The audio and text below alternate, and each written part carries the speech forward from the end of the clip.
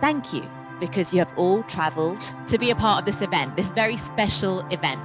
And it's special because it not only raises awareness of the challenges faced by girls and women all around the world, but it also celebrates the triumphs despite adversity and the successes despite some immense hardships.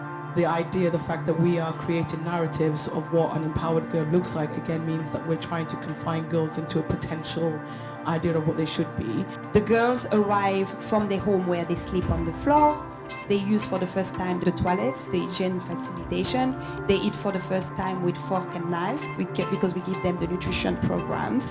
So you're seeing girls that were completely marginalized because they were in a village, but they can compete with any girls in the world. The only way you're gonna elevate the country is through education, through empowerment, having women at key roles, and having role models. When you give them the chance to be confident with themselves, they will conquer the world. For an adolescent girl, is a terrible time if you're in the midst of a conflict to not be accessing nutrition, healthcare, and to be at that heightened risk often of gender-based violence. That's not to say that boys are not at risk as well, but because our girls are already starting at that lower level, they are infinitely more impacted. So if we are looking at the issue in terms of child marriage and what it means, it kills their lives.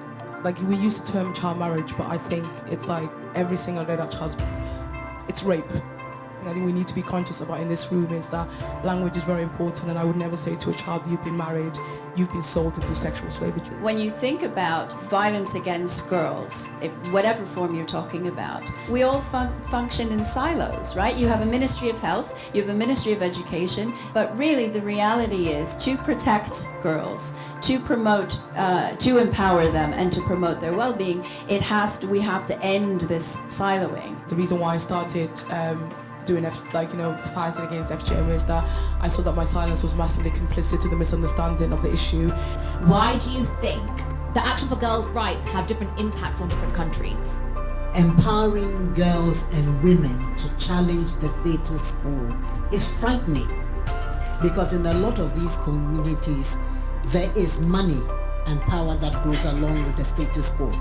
But we can't stop because it's difficult. It's not about equality, it should be about equity. Men listen to men better than they listen to women. And we recognize that social norms need to be broken. And social norms need to be broken because they oppress women and girls. What is the most important thing that needs to happen for there to be change? To get that visibility of the empowerment that's happening, the impact it then has on communities, so that we can hopefully counter this idea that A, either it isn't possible, or B, it's dangerous. These girls are our future, and the only way that we can do that is we really invest in them and believe in their untapped natural potential.